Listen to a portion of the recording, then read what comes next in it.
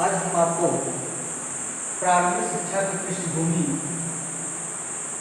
के अंतर्गत मध्यकालीन शिक्षा या मुगलकालीन शिक्षा का अध्ययन कराएंगे और उस मध्यकालीन और मुगलकालीन शिक्षा की जो प्रारंभिक शिक्षा थी, जो प्राथमिक शिक्षा थी, उसका अध्ययन हम लोग करेंगे। जैसे कि आप जानते हैं कि जब कोई भी बालक प्रवेश करता है शिक्षा ग्रहण करने के लिए, तो किसी न किसी संस्था से, किसी न किसी स्कूल से, कॉलेज से जुड़ा होता है, उस संस्था में प्रवेश करता है। ठीक उसी तरह से शिक्षा की जो संस्थाएं हैं, वो संस्थाएं, प्रारंभिक शिक्षा की जो संस्थाएं, वो संस्थाएं होती थी मकतब, खानकाहों, दरगाहों पे प्रारंभिक शिक्षा दी जाती थी। और यह शिक्षा केवल मुस्लिम विद्यार्थियों को ही दी जाती थी, अन्य किसी समाज के विद्यार्थियों की शिक्षा नहीं दी जाती थी। इसीलिए यह संस्थाएं जो थी मकतब थी, खानकाहों, दरगाहों में शिक्षा दी जाती थी। जब शिक्षण संस्थाएं बनती हैं तो बालक उसमें प्रवेश लेता है। प्रवेश लेने के लिए उसकी कुछ सीमा, उम्र सीमा, कुछ ऐसे नियम होते हैं जो उस नियम में जो बालक आते हैं उन्हीं का प्रवेश संभव होता है।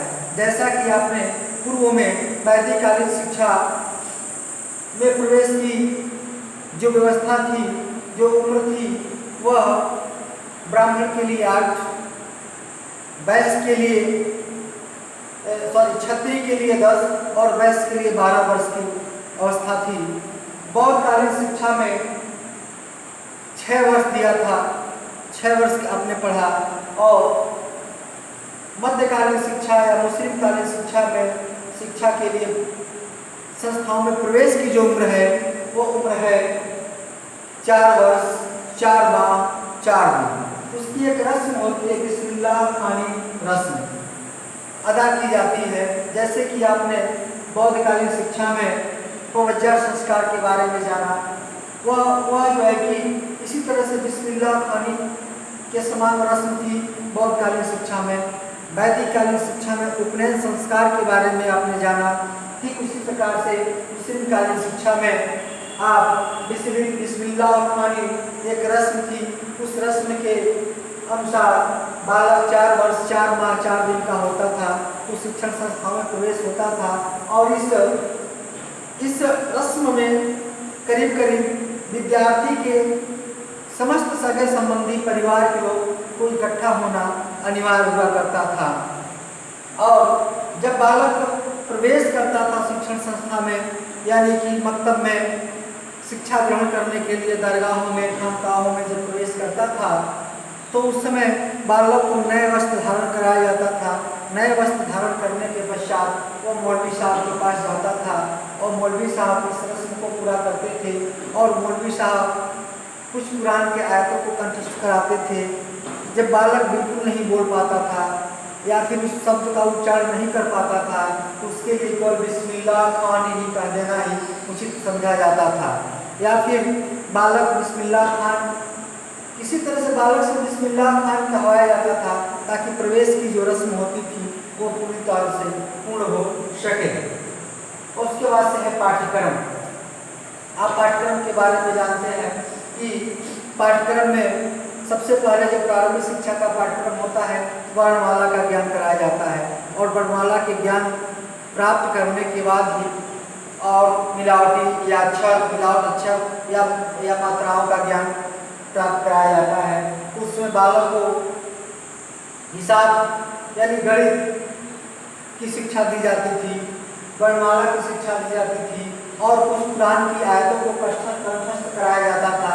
और ये आयतें, ये कुरान की आयतें, ये वर्णमाला, ये गणित का जो हिसाब होता था उसको कंठस्थ कराया जाता था। और जब तक बालक उस हिसाब को, उस वर्णमाला को, उस कुरान की आयतों को पूरी तरह से ग्रहण नहीं कर लेता था, तब तक जो है कि मौलवी साहब अगले अध्याय में प्रवेश नहीं कराते थे, यानी अगले अध्याय को नहीं पढ़ाते थे, यानी पूरी तरह से वह विद्या रटवा करके विद्यार्थियों को कंठस्थ कराई जाती थी। उस समय की नैतिक और चारित्रिक विकास के लिए नैतिक और चारित्रिक विकास कराया जाता था।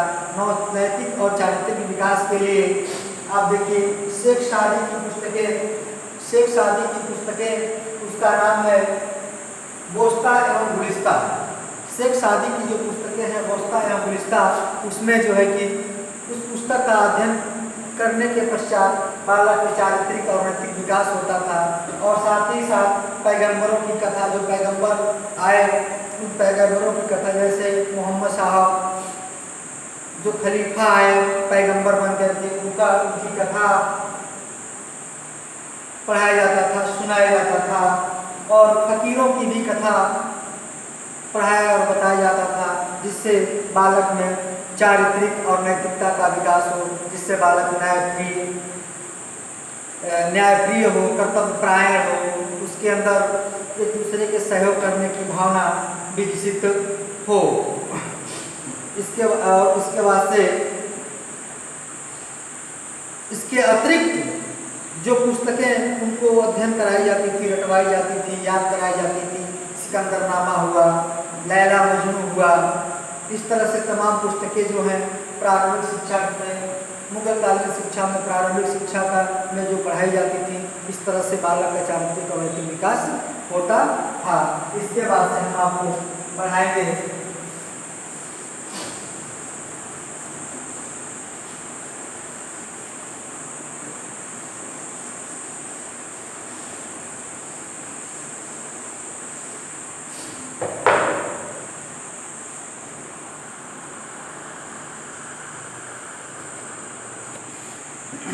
शिक्षण विधि।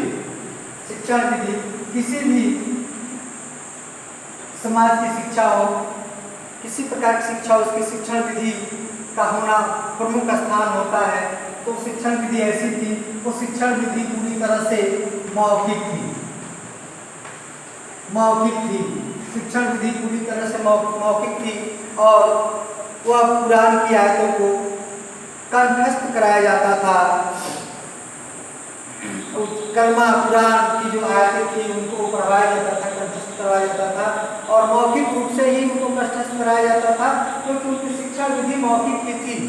और यह मौखिक विधि इस प्रकार थी कि जब तक मौलवी साहब के द्वारा वर्तमान के शिक्षण विधियों का अध्ययन, शिक्षणों का कलमा कुरान, वर्णमाला इत्यादि का ज्ञान न कराया जाए, तब तक आगे की पढ़ाई नहीं कराई जाती थी। इसलिए पूरी तरह से यह शिक्षण विधि मौखिक थी, और शुद्ध उच्चारण करने का बालक जो है कि उच्चारण करते थे, गुरुजी के द्वारा बोले गए शब्दों का उच्चारण करते थे।